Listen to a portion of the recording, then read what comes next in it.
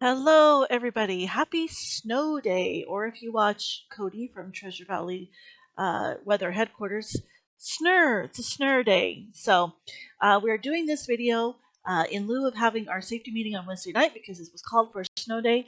This will also serve as our makeup video for the January safety meeting.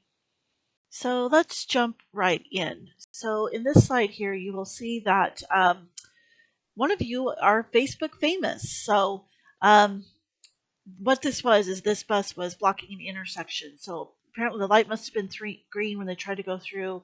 Traffic was backed up. The bus is now stuck in the intersection because the light is red. Cross street traffic has the green light. And now you are Facebook famous on Boise Bad Drivers. I'm sure the original poster themselves has never ever blocked an intersection, never made a mistake, but hey, we are driving a vehicle with the name of the company on the side and very identifying information. So please do not block intersections. If you you're trying to go through an intersection, looks like traffic's backing up, do not go out in that intersection until you can clear that intersection completely. You need to wait behind the stoplight because we don't want to be blocking intersections. It is not safe, and it is seen as rude and or aggressive behavior.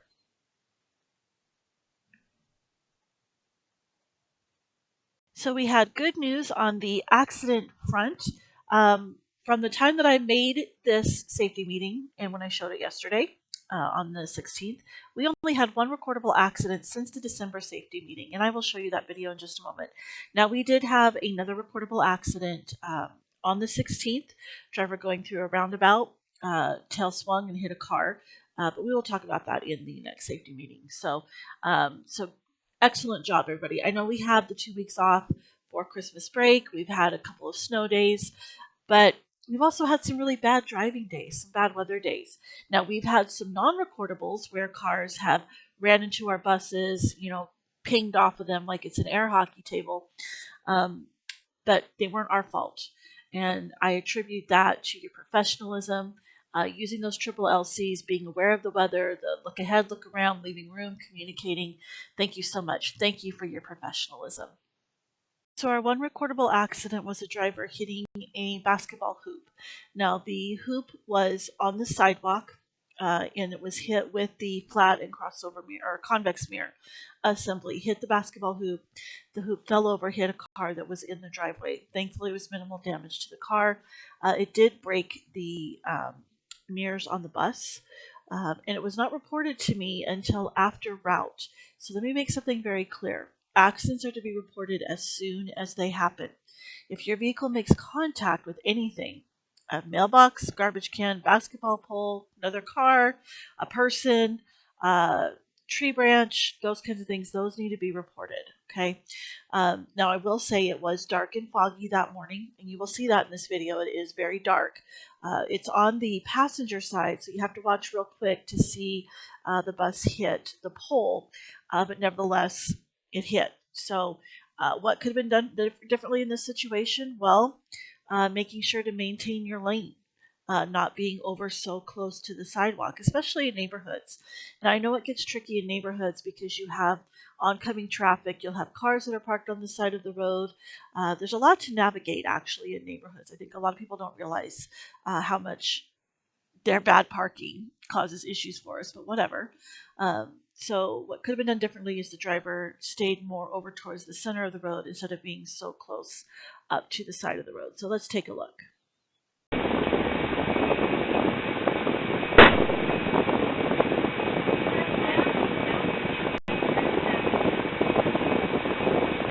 Okay, so this next video I want to show you, I know that we are all, we're always pressed for time.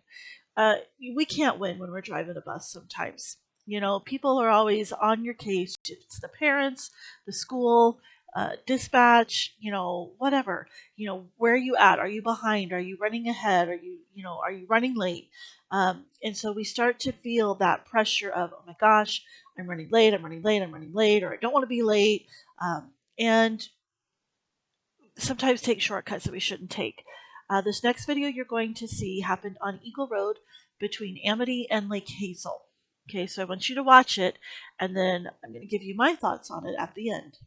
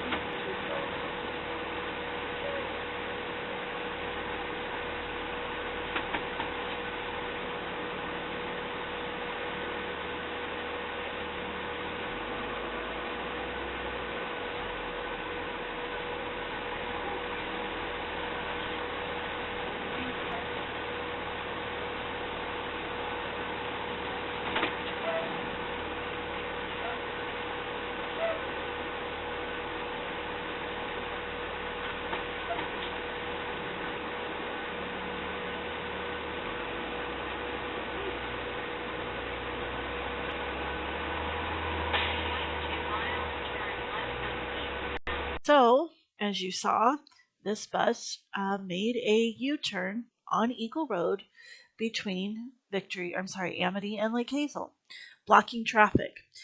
We did know about this because the phone calls started flooding in about people complaining about the bus turning around in the middle of the road. This is absolutely unacceptable. Should a bus ever turn around on a major roadway? Absolutely not. Should a three-quarter size sped bus be turning around on a major roadway? Absolutely not. What about a van? Well, a van is a little bit different. It is a little bit more maneuverable.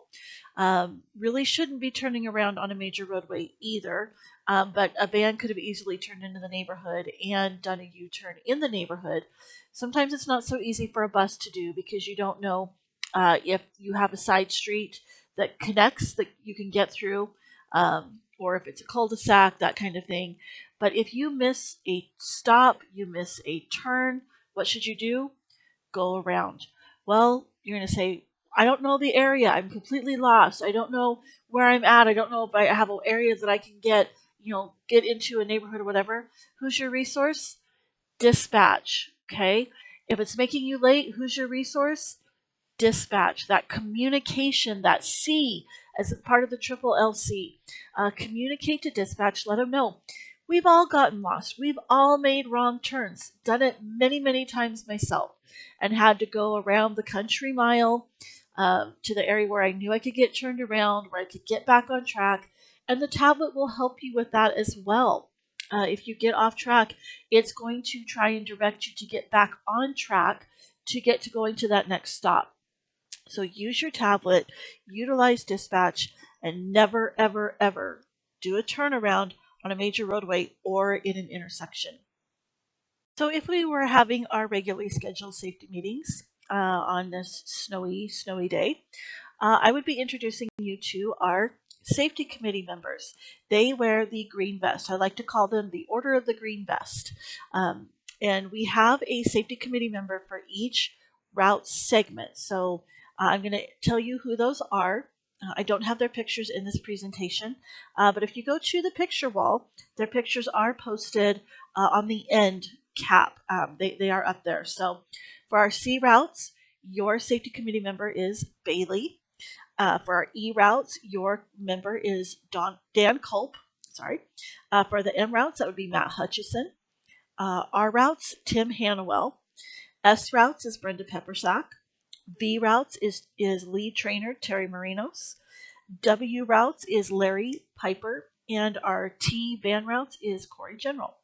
So if you ever have a question about anything, and maybe you're not sure if you should go to management about it, or you think it's a dumb question, you don't want to seem stupid, but you really want to ask somebody, your safety committee member is an excellent resource for you. Okay. And they're kind of the go-between between me and management and the driver and monitor population. And they also might talk to you if there is a safety issue. Now, when they talk to you, it is not in an authoritarian or a disciplinary way in any form. They do not have the authority to enact discipline. Now, when somebody comes to me, like those of you that come in and go, I don't want to tattle, but I saw, so and so not stop at the railroad tracks, or so and so did this, or so and so did that. It puts me in a position of having to do some sort of coaching, punishment, whatever it is, depending upon the situation. But a safety committee member, they're just a good resource. They may come to me like, hey, look, I saw you do this thing and you really shouldn't be doing that. They're coming to you as a coworker, as a friend, and to just try and maybe like, hey, maybe think about your behavior, because if it goes to management, that it's going to be a different story. So please utilize them as a resource if you have questions about anything that was said. Maybe you have a concern about one of the schools that you're going into, say Rocky Mountain. You have a concern about the bus loop. Get with Tim Hannawell and talk to him about that. He can bring those concerns to me. He and I can brainstorm those together. Management is going to start getting back out to the school bus loops again and seeing what's going on and looking at that and making contact with the schools. And so it's just another form of contact for you to have. Also, if you've noticed the big gray barrels up at the front of the break room with the letters on them, we are doing a food drive challenge and challenging all of our route segments to fill a food barrel for the Meridian Food Bank. We were talking to them, and over Thanksgiving and Christmas, people are very generous and donate lots and lots of food to the Meridian Food Bank. But their biggest time of need is after the holidays. People have their shelves are cleaned out. People have gone and gotten food, and now there are still people who need food after the holidays. And so this is where we stepped up and said, hey, we want to partner with our community members, Meridian Food Bank, because we service the children of Meridian. We probably are helping out a lot of kids who go to West Ada schools. We do know that a lot of these kids, it is so important for them to be in school because that is a guarantee of 2 meals a day. They have what's called food insecurity. And so we are doing a challenge with all of our route segments to fill the barrels. The first route segment to fill their barrel completely will get gift cards. I haven't been told yet which gift cards. That's a Rebecca thing, but they will be nice gift cards for sure. And then if every route segment fills their barrel full, we are going to do a company-wide pizza party. We'll have a pizza lunch for everybody one day. So let's bring in those canned items. If each of us brought one item, that's 300 items right there. And I know that almost all of us, the majority of us, have extras of something in our pantry, whether it's extras of soup or ramen, or maybe you bought your kids macaroni and cheese and they hate it. Well, let's donate to the food bank. There's somebody who absolutely can use that. We want to help out our community. Flo, our recruiter, went out this weekend and went to all of her neighbors and got a big old stack of food. It's important that we help out those in our community. So this presentation was normally going to be done by Larry Piper, our deputy representative from the safety committee, but since it's a snow day, I'm going to do this for you. So we're going to talk about safety in the bus loops. And then after this, we're going to talk about mirrors and reference points. So every year there is confusion over, can I pass in a bus loop? Can I not pass? Yes, you can. No, you can't. Should I, coulda, woulda, all those things. So we want to present this topic so that there's understanding about passing in a bus loop. Can you do it? Should you do it? When should you not? And what do we use to communicate that you can in a bus loop? So the short answer is yes. The better answer is there are some conditions. So first thing we're going to talk about is the triple LCs. That's one of our governing principles, the Bus Driver 101. Look ahead, look around, leave room, communicate. So when it comes to the bus loops, we have to communicate. How do we communicate? Our hazards, blinkers, the horn, the radio, getting out of your bus and going to another bus door if you don't have students on board, and asking them. So we have to have communication happening. Now, the biggest way we're going to communicate in any bus loop is with our four-way hazards. I already answered this question. Can you pass another bus in a school bus loading zone? Yes, but there are qualifications to that. We're going to talk about that in these next slides. So look at you. We have two categories. When we're unloading students, so this would be like in the morning, and when we're loading students in the PM. Do you notice anything about these two lists? They're exactly the same. Look for the hazards. So you're going to look for the hazard lights. Does the bus in front of you or the bus that's there, do they have their hazards on? If they have their hazards on, it is an indicator that it is generally safe to pass. So not only are you looking for those hazard lights, but any hazards that could be in that bus loop. What's one of the biggest hazards in a bus loop? The kids, okay? You're not going to be able to see if there's a kid out in front of that bus, running out across, throwing a ball, something like that, until you are pretty much even with the front of that bus. Your front bumpers are even with each other. So not only are we looking for those four-way hazards, are they flashing? What other hazards are there? Now, the hazards are, like I said, the way that you communicate that it's generally okay to pass. That bus is going to be sitting there. Maybe they're doing student management, they're doing their child check, waiting on a student. Maybe it's a sped bus and there's a child that's having a difficult time and the bus has been asked to wait.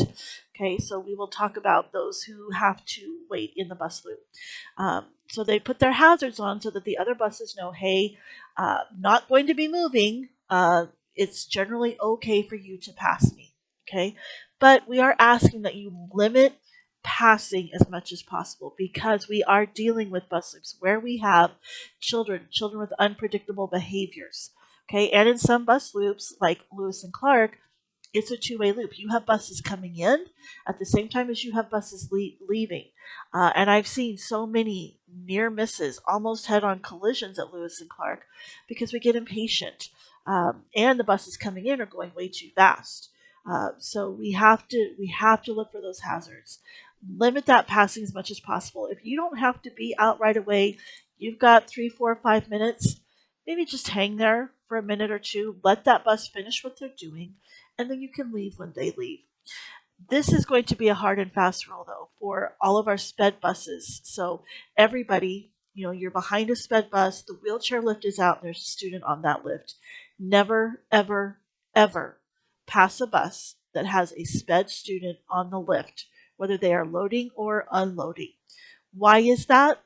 What if you were to hit that bus? What if you clipped that bus, jostled that lift, and now that student is thrown off of the lift? Or the lift is damaged, and now the student is stuck on that lift. Um, the student is in a precarious position being on the lift. Now, granted, it's how we get them in and out of the bus. It's necessary, but never pass a student, never pass a sped bus when there is a student on that lift. Really, I don't think you should pass a sped bus at all when there's loading students. I do understand some sped students take a little bit longer than others. Sped drivers, please be aware of this. If you have a student that's maybe they haven't come out yet, put those hazards on, and then when the student starts to load, turn the hazards off, because I don't really want buses passing sped buses because these are all of our kids are important, but our sped students are just a little bit more vulnerable than our non-sped students. So let's do what we can to care for them. So how can we help each other, help our fellow drivers? So if you are a bus that has to wait, maybe you're a shuttle bus, you're waiting for a transfer from another bus, pull forward and get your hazards on and allow room for those other buses to pass. Like I said, those four-way hazards are an indicator that you're probably not going anywhere soon. Okay, but if there's no reason for you to stage in that bus loop, you just have downtime between your two routes, 15, 20, 30 minutes, go off site. Uh, Look for a neighborhood near you that you can get onto a side street, uh, maybe a business park that has a side street, empty lot somewhere, and stage there. Okay, when you're there in the bus loop, you're going to do your child check, your disinfection. Do it quickly and efficiently. That's not the time for you to take the bus down and sweep. Really, not even the time to pick up the trash. Okay, if you have staging time, just do your child check, get over to where you're going to stage, then you can pick up all the trash, get the broom down, clean the windows, you know, pick your nose, whatever you're going to do. Don't let's keep the time in the bus loop, unnecessary time in the bus loop, to a minimum. If you need to go around another bus, use patience and use courtesy.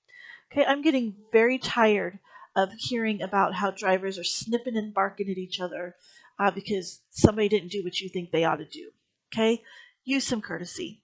Okay, if you have a question about it, go to your safety committee member. Let them know what's going on so that they can put eyes on the situation, or they'll come talk to me and we'll get eyes on the situation as well.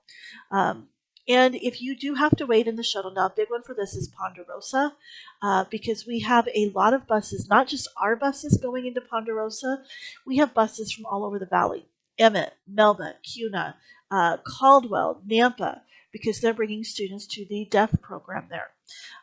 So if you are staged there for your shuttle and you see, okay, I'm getting buses coming in, go around the loop again. Don't just sit there and try and force all of these buses to go around you.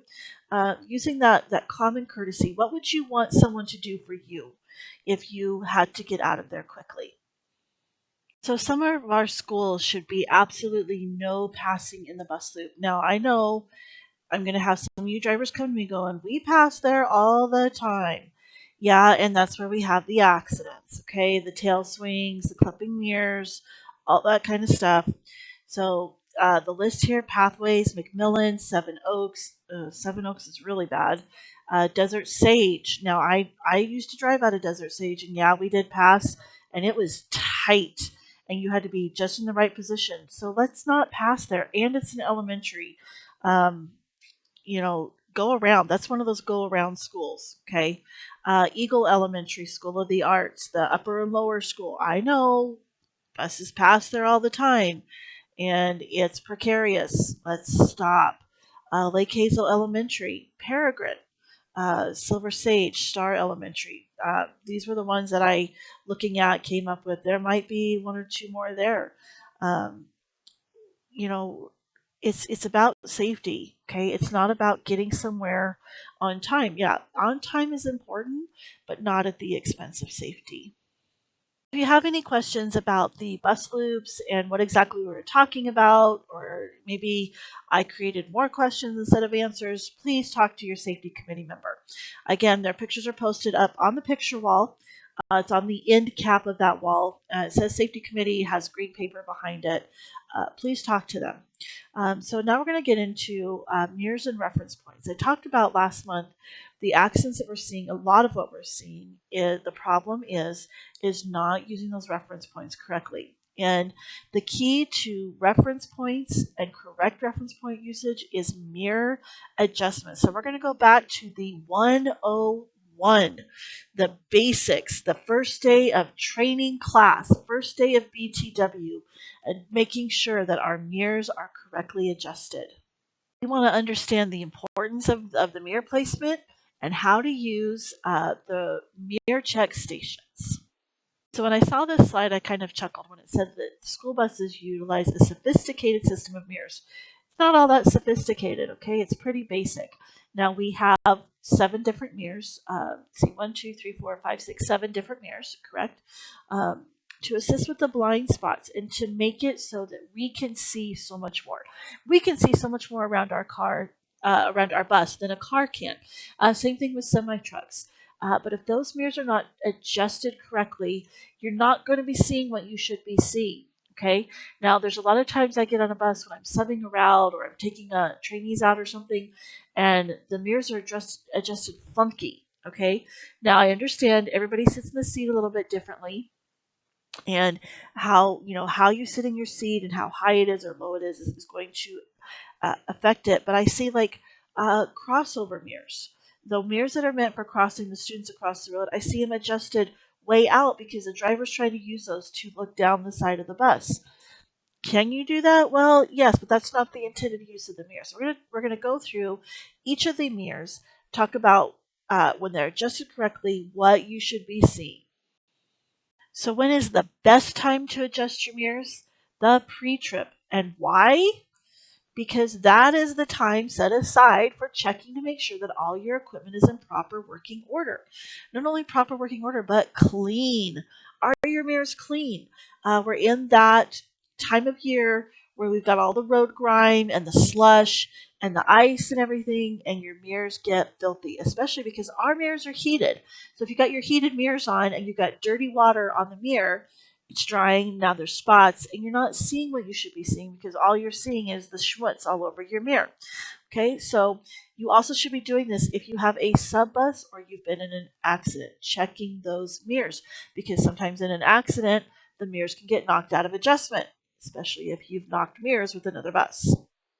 So what's the first step to checking your mirrors? Adjusting your driver's seat. Okay, so like we said, your mirror adjustment is going to depend upon how high or how low you like your seat. Okay, I like to ride high.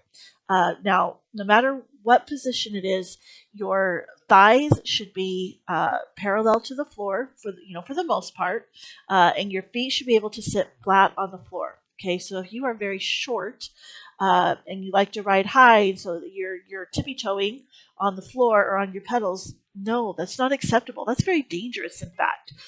You need to have full use of your feet on the floor and on your pedals as well. Okay, so during that pre-trip, get your driver's seat adjusted first, then adjust your mirrors. Don't do your mirrors first and then, oh, the seat's too low, the seat's too high, it's too hard, it's too soft. So adjust that seat first, then get your mirrors adjusted. And then keep checking those until you are confident you can see everything that you should be seeing in those mirrors.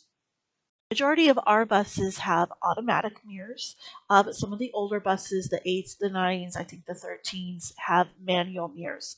So you're going to need shop's help to adjust those because it involves loosening a nut. So radio them for help and say, hey, I need some help adjusting my mirrors. I'm more than happy to help you with that. Let's break down each of our mirror systems and talk about what we should be seeing and how they should be correctly adjusted. So you have the biggest mirrors on the outside of the bus, that is your flat mirrors. So when you're sitting in the driver's seat and you have the two mirrors that are closest to you, right outside your driver's window, right outside the service door, the top mirror is the flat mirror. Called a flat mirror because it is not manipulated in any way. It is not concave, it's not convex. The view in it is what we call true view. What you are seeing in that mirror is what is happening. Okay? Positioned correctly, you should be able to see the rear clearance light in the top corner of the mirror. Okay, so on the next slide, I will put a little X on that mirror showing you where you should see that. Okay, so that's a guide right there to help you, is that top rear clearance light and having it adjusted correctly in the mirror. You should be able to see at least the tops of your rear duals, if not the entire rear dual, and down the side of the bus and at least 200 feet behind you. So this is looking at some flat mirrors. You'll notice you can see way behind the bus, at least 200 feet. And I put up in the corners the red stars. Okay, so that rear red clearance light should be somewhere in that upper corner of the flat mirror. So as you can see in there, you can see at least the top of the rear duals, that whole side of the bus, and 200 feet behind the bus. So now let's look at the crossover mirrors. Those are the mirrors mounted on the hood of the bus. And what are these the most useful for? They're my favorite mirror for crossing kids across the street, for seeing what's directly in front of the bus. So when the crossover mirrors are properly adjusted, you should see the entire front of the bus in both mirrors. Okay. You also should be able to see on the side of the bus that the mirror is the front tire, or the bump out of the hood where the tire is. You should also be able to see your service door. Now, can you see cars coming up the side of the bus in the crossover mirror? Yeah, you can, but it's not primarily what it's used for. Primarily, you are going to use this for checking those danger zones and crossing those students across the road. And look, I'm not, if you're telling me, hey, I use this to see down the side of the bus, I'm not going to slap your hand for that, because we're going to use every tool that we have to be successful. And truthfully, I too also use the crossover mirrors to check my lane placement. Am I centered in my lane? Because you can see the white dashed line, you can see the fog line on the right side. So, but these are primarily for checking the front of the bus and ensuring that we do not have students in front. So here's the real life picture. You can see in these crossover mirrors, we can see the entire front of the bus in both mirrors. You can see the bump out where the front door or the front tires are in the hood, and you can see the service door area as well. Next up on our mirror inventory is the convex mirrors. These are the small mirrors underneath the flat mirrors. Properly adjusted, you should be able to see your rear duals touching the ground. So in the flat mirror, you at least want to be able to see the top of the rear dual. You should also be able to see the top of the rear bumper. But in the convex mirrors, the entire rear dual where it is touching the ground, and you want to be able to see 12 feet out to each side. So that is one lane of traffic to each side. This helps you when you need to change lanes, when you have a vehicle coming up beside you. Monitoring turns, those reference points for the turns. Okay, so here's our convex mirrors. It's a little hard to see the duals in these pictures, but you can see one full lane of traffic to each side. So lastly, we have our student mirror. Positioned correctly, you should be able to see the tops of as many students' heads as possible. Okay, so this is how we're monitoring our students. Now, when the bus is emptying, you'll see that in the next picture. You can see out the rear doors, but we're not going to use this primarily for that purpose. Primarily, the purpose of this mirror is viewing the students. And here's our beautifully adjusted student mirror. As you can see the tops of those seats. You can see, like we said, when there's no students on board, you can see out those rear windows. It can be helpful when there's no students on board, but we're not going to rely on this mirror at all. This does not function the same way as it does in a car. We also have a useful tool for you to see, am I seeing everything I should? Our mirror check stations. And I know you all know this because I say it in almost every single safety meeting. You're able to pair it back to me. We have two. They're at the fuel islands. It's all the colored dots on the ground. When you are positioned in that station, when you can see all of those colored dots, you know that those mirrors are adjusted correctly. So this is not our mirror check station, but it shows you what it looks like. You've got the 3 rows of dots out front. That's for your crossover mirrors. You've got the red dots closest to the bus. These are for your convex and your flat mirrors. And then you have the mirror, the blue dot that says 12 all the way out there. That's your lane of travel. So you should when you can see all of those dots in that mirror check station, you know that your mirrors are properly adjusted. And every time you fuel, if you go through 2 or I think it's 4, just pull into that station real quick and stop. That will allow the person behind you to pull into the fuel island and take a look in the mirrors. Can I see the dots? It's such a simple thing. In fact, it's so simple it's almost stupid. It's such a simple thing, but yet it can help you make sure those mirrors are adjusted correctly. When the mirrors are adjusted correctly, the reference points work correctly, and you've removed and reduced risk. You've greatly lowered the risk of accidents because you're seeing what you should be seeing. Your mirrors are like a second set of eyes, okay? You're checking those mirrors every 5 to 8 seconds. You're looking at your flat and your convex. You're looking back to the road. You're looking in the student mirror back to the road. You check the crossover back to the road. You check this side back to the road. You check the crossover. You check the student mirror. And your brain takes all of those pictures and puts them together, okay? It gives you an idea of what's going on around that bus, that triple LC. The look ahead, look around, leave room. That look around, those mirrors, you need that for your look around. So don't discount the tool that you have in those mirrors. They're there to help you, okay? Make sure they're properly adjusted. Make sure they're clean, okay? The heaters, use those heated mirrors. Now at night when you come in, do not leave your heated mirror switch on. That can actually drain a battery, okay? You should be turning off all of your switches except your master switch. When the cold start crew comes in, they're going to turn on your front windshield defroster and your heated mirrors. So by the time you get in to get onto your bus, your windshield should be well on its way to being defrosted. Your mirrors should be clear. Take your window cleaner. It's the spick and span that you have on the bus. Give them a good wipe down because, like I said, we're in that season now. We have all that schmutz from the road getting thrown up on the mirrors and can cloud them, especially when you got the heated mirrors on and it bakes it onto that mirror surface. So make sure you're using your mirrors correctly. Again, this is going to reduce your risk so much. These are such a simple tool, but it helps you be successful. Thank you so much, everybody. Please be sure and get the quiz from outside my office door.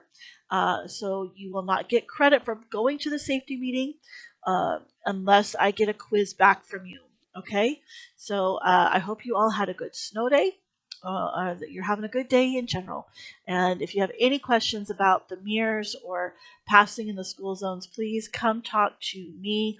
Talk to your safety committee member. They're a valuable, valuable resource for you. Also want to say that we are doing some payroll training seminars. You can sign up if you're not sure about the paperwork that we do for payroll, the exception forms, extra work forms, the payroll forms, the route schedules, all those things. It's a lot of paperwork. Plus we got state load count coming up. Sign up for one of these seminars. They're going to be held every Friday at 10 o'clock. Some of you are going to be invited because there has been continued problems with some of these exception forms and extra work forms. So if you get the invite, you will be required to go to the payroll training. So I just want to get that little blurb in there. And also dispatch asked me to just remind everybody that when you're talking on the radio, number one, keep it simple. The KISS method, KISS, keep it simple, stupid. Nobody's stupid. Keep it simple, Sally. Just just say, I'm running 10 minutes late. We don't need to know why or how or who had to go potty or anything like that, okay? Um, state it and get off of the radio. We have a lot of people, even with now our spread out channels, it's still, the channels get clogged up with all the excess information, okay? And it is important that you are calling in when you are 10 minutes or more down. It is up to us to get the messages to the schools and to the parents, okay? Especially with this cold weather. We want to make sure that the parents know, hey, don't send Johnny out to stand in the street because it's really, really cold. And then they call us complaining that little Johnny's got frostbite. Okay, so we need to get those messages out if that bus is running late. So please be diligent about calling in. Thank you so much, everybody. Have a great day.